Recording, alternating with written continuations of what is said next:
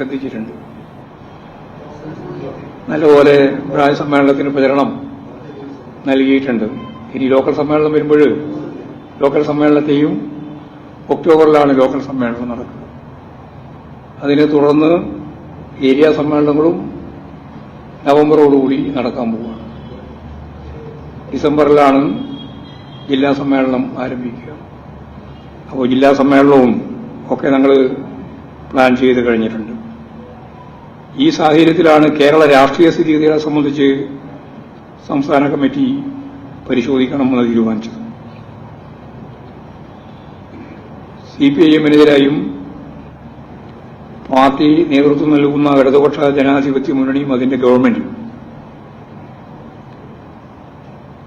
അതിനെതിരായിട്ടെല്ലാം അതിശക്തിയായ പ്രചരണം സംഘടിപ്പിക്കുന്ന സാഹചര്യത്തിലാണ്. അതിൽ പ്രധാനമായിട്ടും മാധ്യമങ്ങളാണ്. പ്രചരണം സംഘടിപ്പിക്കുന്ന സാഹചര്യത്തിലാണ് ഈ സാഹചര്യത്തെ ഞങ്ങൾ സൂക്ഷ്മമായിട്ട് പരിശോധിച്ചത്. വർത്തമാനകാല രാഷ്ട്രീയ സ്ഥിതിഗതികളും പാർട്ടിയുടെ സമീപനങ്ങളും എന്ന ഒരു രേഖ സംസ്ഥാന കമ്മിറ്റി ചർച്ച ചെയ്ത് അംഗീകരിച്ചിട്ടുണ്ട്. 2-3 മാസം കഴിയുമ്പോഴാണ് മനോരമയും മാതൃഭൂമിയെല്ലാം ഈ രേഖയുടെ ഭാഗങ്ങൾ പിന്നീട് പ്രസിദ്ധീകരിക്കുക. അതുകൊണ്ട് ഇപ്പൊ തന്നെ ഞാൻ പറയാം, അവസാനത്തേക്ക് നിൽക്കേണ്ട കാര്യമില്ല. പാർട്ടിയിലുടനീളം ഇത് റിപ്പോർട്ട് ചെയ്യുന്നതിനുള്ള തീരുമാനവും സംസ്ഥാന കമ്മിറ്റി എടുത്തിട്ടുണ്ട്. അല്ല, പൊതുരാഷ്ട്രീയ സ്ഥിതിയല്ല, വർത്തമാനകാല രാഷ്ട്രീയ സ്ഥിതിഗതികളും പാർട്ടിയുടെ സമീപനവും, ഇതാണ് ആ രേഖയുടെ പേര്. അവതരിപ്പിച്ച് അംഗീകരിച്ചു. അതിപ്പോൾ റിപ്പോർട്ട് ചെയ്യാൻ പോവാണ്. കമ്മ്യൂണിസ്റ്റുകാരെ ജനാധിപത്യ വിരുദ്ധരെ, അങ്ങനെയാണല്ലോ കമ്മ്യൂണിസ്റ്റുകാരെ സംബന്ധിച്ച് മുദ്ര കുത്തുന്നത്. ആ സമീപനമാണ് വലതുപക്ഷ മാധ്യമങ്ങൾ പൊതുവിൽ സ്വീകരിക്കുന്നത്. എന്നാൽ ഫാസിസത്തെ ഉൾപ്പെടെയുള്ള അമിതാധികാര പ്രവണതയ്ക്കെതിരെ ലോകത്തെമ്പാടും പൊരുതിയത് കമ്മ്യൂണിസ്റ്റ് പാർട്ടിയാണ് എന്നുള്ളതാണ് ചരിത്രം. ഹിറ്റ്ലറെ പോലും മുട്ടുകുത്തിക്കുന്നതിന് വേണ്ടി സാധിച്ചത് സോവിയറ്റ് റഷ്യയിൽ വെച്ചാണ്. കോടിക്കണക്കിന് മനുഷ്യരുടെ ജീവിതം തന്നെ സമർപ്പിച്ചുകൊണ്ടാണ് അന്നത്തെ ഫാസിസ്റ്റ് ശക്തികൾക്കെതിരായ യുദ്ധം മുന്നേറിയത്. അപ്പോൾ ഹിറ്റ്ലറെ പരാജയപ്പെടുത്തിയെന്ന് മാത്രമല്ല, വർത്തമാനകാലത്ത് ഫ്രാൻസിലും ബ്രിട്ടനിലും ജനാധിപത്യത്തെ സംരക്ഷിച്ച് നിർത്തിയത് ഇടതുപക്ഷം സ്വീകരിച്ച രാഷ്ട്രീയ നിലപാടുകൊണ്ടാണ് എന്ന് കാണാം.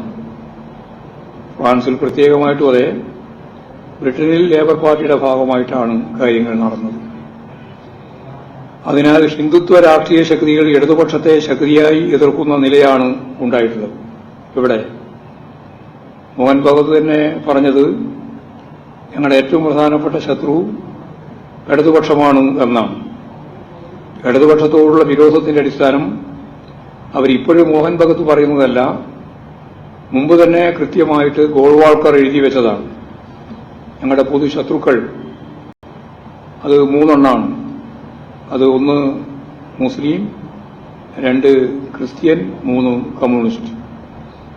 അതിനടിസ്ഥാനപ്പെടുത്തിയിട്ടാണ് ഇപ്പോൾ അവർ പറഞ്ഞത് ഞങ്ങളുടെ ഏറ്റവും പ്രധാനപ്പെട്ട ഊന്നൽ ഇടതുപക്ഷത്തിനെതിരായിട്ടാണ്, അതിലേറ്റവും പ്രധാനപ്പെട്ട ഒരു കേന്ദ്രം കേരളമാണ് എന്ന് മോഹൻ ഭഗവത് തന്നെ പറഞ്ഞു വെച്ചിട്ടുണ്ട്. ഇപ്പോൾ സ്വാഭാവികമായിട്ടും ഇതിനെതിരായി അതിശക്തിയായ പ്രതിഷേധവും ജനവികാരവും ഉയർത്തിക്കൊണ്ടുവരണം എന്ന് തന്നെയാണ് കാണുന്നത്. അത് അയോധ്യയിലെ പ്രതിഷ്ഠ, അതിന്റെ ഭാഗമായിട്ട് അതിന്റെ ഉദ്ഘാടനം, ഇടതുപക്ഷ തീരുമാനം രാജ്യത്തെ മതനിരപേക്ഷതയെ സംരക്ഷിക്കുന്നതിനുള്ള പ്രധാന നിലപാടായിട്ട് മാറിയിരുന്നു.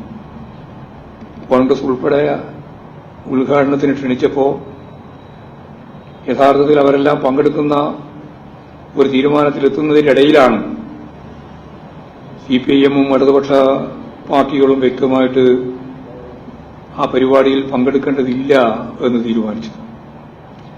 ആ നിലപാട് ഇന്ത്യ വേദിക്ക്, ഇന്ത്യ ബ്ലോക്കിന് മതനിരപേക്ഷ മുഖം നൽകാനും ബിജെപിയുടെ മതരാഷ്ട്രവാദത്തെ തടയിടാനും കഴിയുന്ന സാഹചര്യം സൃഷ്ടിച്ചു എന്നുള്ളതാണ് സത്യം. ഇപ്പോൾ കഴിഞ്ഞ പാർലമെന്റ് തെരഞ്ഞെടുപ്പിൽ ബിജെപിക്ക് ഒറ്റയ്ക്ക് ഭൂരിപക്ഷം കിട്ടിയില്ല. ഒരു കൂട്ടുമന്ത്രിസഭയാണ് നിലനിൽക്കുന്നത്. മതനിരപേക്ഷ നിലപാട് സ്വീകരിച്ചുകൊണ്ട് മുന്നോട്ടേക്ക് പോകുന്ന ഇടതുപക്ഷത്തെ ദുർബലപ്പെടുത്തുക എന്നത് എല്ലാ വർഗീയ ശക്തികളുടെയും ആവശ്യമാണ്, അവരുടെ മുദ്രാവാക്യമാണ്. എല്ലാ വർഗീയ ശക്തികളും എന്നുള്ളതുകൊണ്ട് അർത്ഥമാക്കുന്നത് ഭൂരിപക്ഷ വർഗീയതയും ന്യൂനപക്ഷ വർഗീയതയും ഉൾപ്പെടെയാണ്. ആഗോളവൽക്കരണ നയങ്ങളെ ഫലപ്രദമായിട്ട് പ്രതിരോധിച്ച് ബദൽ നയങ്ങൾ ഉയർത്തിപ്പിടിച്ചാണ് ഇടതുപക്ഷ സർക്കാർ മുന്നോട്ടേക്ക് പോകുന്നത്. അതുകൊണ്ട് തന്നെ കോർപ്പറേറ്റ് ശക്തികളെ സംബന്ധിച്ചിടത്തോളം ഇടതുപക്ഷത്തെ തകർക്കുക എന്നതും അവരുടെ നയമാണ്. ഇതെല്ലാം തമ്മിലുള്ള ഒരു പരസ്പര ബന്ധം കേരളത്തിൽ LDF സർക്കാരിനെതിരെ അതിശക്തിയായ ആക്രമണം നടത്തുന്നതിന് ഇടയാക്കുന്നു എന്ന് നമ്മൾ കാണും. ഇപ്പോൾ അടുത്ത കാലത്തുണ്ടായിട്ടുള്ള സംഭവങ്ങൾ പരിശോധിച്ചാൽ പാർലമെന്റിൽ തെരഞ്ഞെടുപ്പിൽ ഉണ്ടായ തിരിച്ചടി അത് മറികടന്ന് മുമ്പോട്ടേക്ക് പോകാനുള്ള ശ്രമമാണ് ഞങ്ങൾ കഴിഞ്ഞ ഏതാനും മാസങ്ങളിലായി നടത്തിയിട്ടുള്ളത്. അടിസ്ഥാന ജനവിഭാഗങ്ങൾക്ക് ആനുകൂല്യങ്ങൾ നൽകുന്നത് സർക്കാരിന്റെ ബാധ്യതയാണ് എന്ന് ഗവൺമെന്റ് അംഗീകരിച്ചുകൊണ്ട് ക്ഷേമ പെൻഷൻ ഉൾപ്പെടെയുള്ള കാര്യങ്ങളിൽ ഏറ്റവും ദുർബലമായ ജനവിഭാഗങ്ങൾക്ക് കിട്ടേണ്ടുന്ന ആനുകൂല്യങ്ങൾ ലഭിക്കുന്നതിൽ ഫലപ്രദമായ ഇടപെടൽ ഗവൺമെന്റ് ഭാഗത്തുനിന്നുണ്ടായി. വലിയ സംതൃപ്തിയാണ് യഥാർത്ഥത്തിൽ ജനങ്ങൾക്ക് ഉണ്ടായത്. വിലക്കയറ്റം സാധാരണ നിലയിൽ ഉയർന്നുവരുന്ന ഒരു ഘട്ടമാണ് ഓണക്കാലം. എന്നാൽ ഇപ്രാവശ്യത്തെ ഓണക്കാലം വിലക്കയറ്റമില്ലാത്ത ഒരോണം അത് ജനങ്ങൾക്ക് ആഘോഷിക്കാൻ അത്തരത്തിലുള്ള നിലപാടുകൾ കൊണ്ട് പൊതുവിതരണ സംവിധാനത്തിൽ ഉൾപ്പെടെ ഇടപെട്ടതിന്റെ ഭാഗമായി സർക്കാരിന് കഴിഞ്ഞു. വയനാട് ദുരിതാശ്വാസ പ്രവർത്തനങ്ങൾ ഏവരെയും അംഗീകാരം നേടിയെടുക്കുന്ന നിലപാടായി ഗവൺമെന്റിന്റേത്. കേരളീയരെ എല്ലാവരെയും ഒറ്റക്കെട്ടായി നിർത്തി എല്ലാ തരത്തിലും ദുരിതാശ്വാസ പ്രവർത്തനം സംഘടിപ്പിക്കുന്നതിനു വേണ്ടി ഗവൺമെന്റിന് കഴിഞ്ഞു.